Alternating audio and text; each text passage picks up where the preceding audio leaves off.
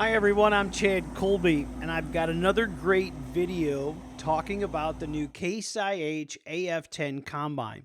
As you can see right here in this video, we've got it in soybeans. And thanks to Michael Schmidt at Central Illinois Ag and Case IH, I had the opportunity to check this machine out, as you can see up close.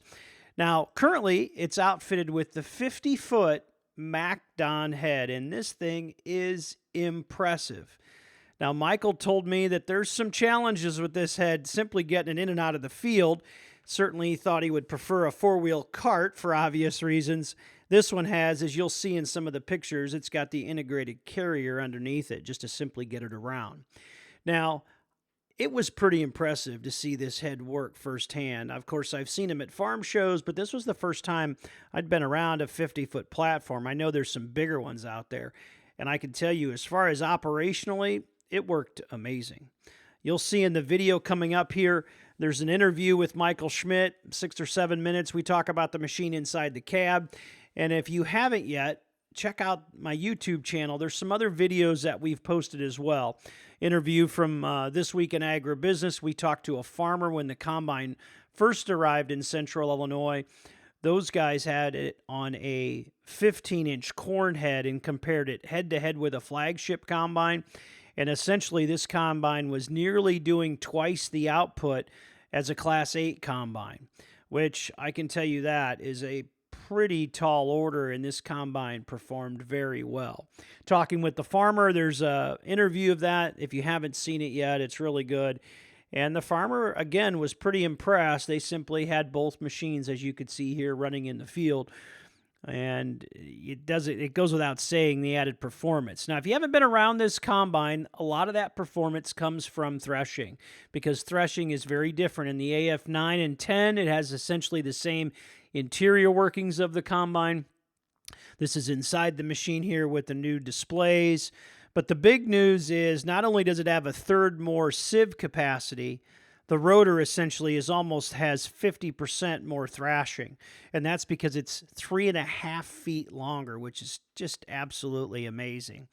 But when I got there in soybeans, I asked Michael, because we didn't really get a chance to in corn, the combine was running, if we could maybe walk around the machine a little bit more. I wanted to get his feedback on the differences between really the flagship combine that we're all used to and the new AF10.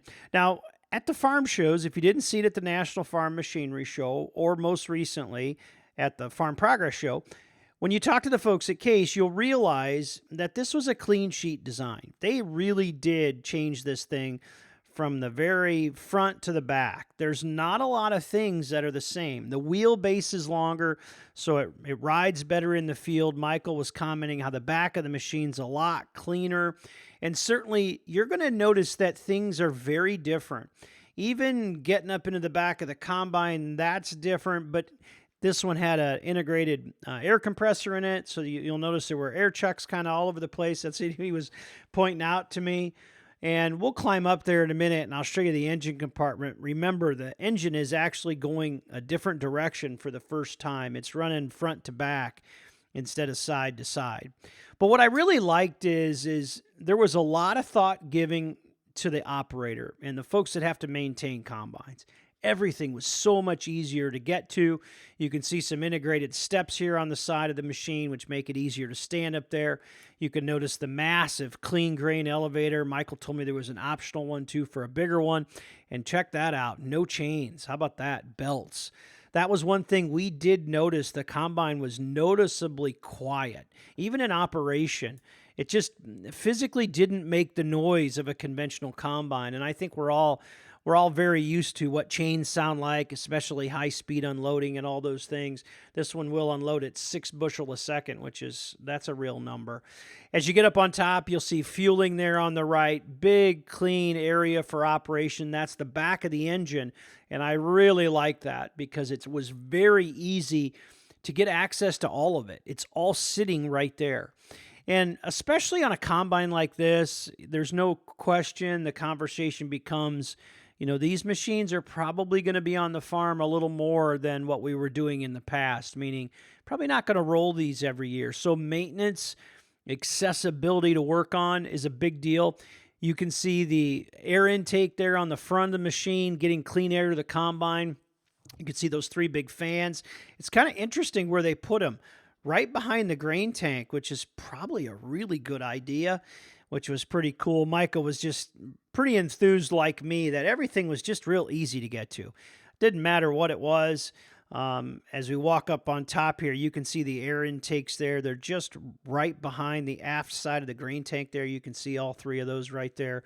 Michael and I did like the egress into the grain tank. If you haven't done that in the past, it's kind of a pain. Now you can just open that up and you can go right into the grain tank, which is great if you ever have to get in there. But the more you look around the combine, the more you realize a lot of thought was given to maintenance and serviceability. And even when you get in the cab, you're going to notice a lot of things are the same as a flagship machine. But the big thing that we've all been waiting for patiently is obviously Case IH's new displays. And they work wonderful. There's been a lot of enhancements here over the last couple years. But as far as functionality goes, I like to compare them to an iPad. And I think, Kinsey was kind of the first with Blue Vantage to do that. Certainly John Deere and Case now. If you have a little bit of patience, you can get around these monitors a lot easier than on previous generations. And if you're a Case IH fan, this is a quantum leap from the Pro 700s. I mean, it's faster, it boots up quicker, it's ready to go. It's just a lot better widget. So with that, I'm going to shut up here and I'm going to crawl into the cab with Michael. He was actually running it right alongside one of the flagship combines you'll see in some of the B-roll. But Michael and I had a great discussion about this combine, and it's just an interesting perspective when you hear it from a dealer because he's the one that's got to support these combines moving forward. So sitting here in the cab with me is Michael Schmidt. Michael, 5th generation Case IH dealer, is that correct? That is correct. So Michael, you've seen a lot of things over the years in equipment, whether it was the first Steigers, certainly the 8010 combine, things like technology make huge leaps. And I think we're in the middle of one. Talk a little bit about the conversations you've had the last couple weeks here with this combine in the field. Yeah, obviously today the big important thing to everybody is to be efficient, and they want to do more with less, and especially in times like this, every farmer, doesn't matter if you're a big farmer or a small farmer, you want to be as efficient as you can. And the efficiencies we've seen with the higher horsepower tractors, 620s, larger tillage tools, it all correlates back into these bigger combines, just like high-speed planters. I mean, I remember when those first came out, it was like, we're really going to plant corn at 10 miles an hour? Yep, we are. And, guys would go from 2 planters down to 1, or they'd go plant soybeans earlier and, to get more done so they could get onto their corn. And, that's where we're at with these big combines is can we be more efficient? We're just, we're averaging about 24 acres an hour here. We're taking just a small piece back here to finish up this field, but 24, 25 acres an hour, running 4.5 to 5 miles an hour. It's the automation has taken it so that anybody can get in here. I am by no means a master at setting a combine.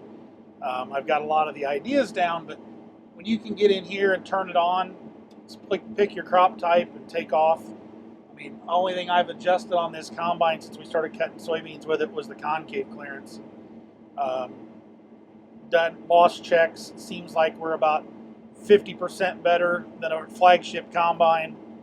And we're running bigger heads and faster speeds, so that's the big advantage. So Michael, there's got to be a lot of conversation right now. You certainly see it really since John Deere came with one a couple years ago. Now Case has got it. Of course, New Holland's got it.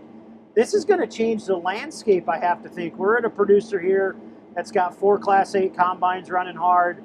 I got to think that same farmer in this field's thinking, wow, maybe I can do this with 2. So that means maybe 1 less auger cart, 2 less operators, machinery less to fuel, less to insure. Gosh, where do we even start? There's so many benefits. Obviously, it's a big leap and a big change. How are you talking to guys about this stuff?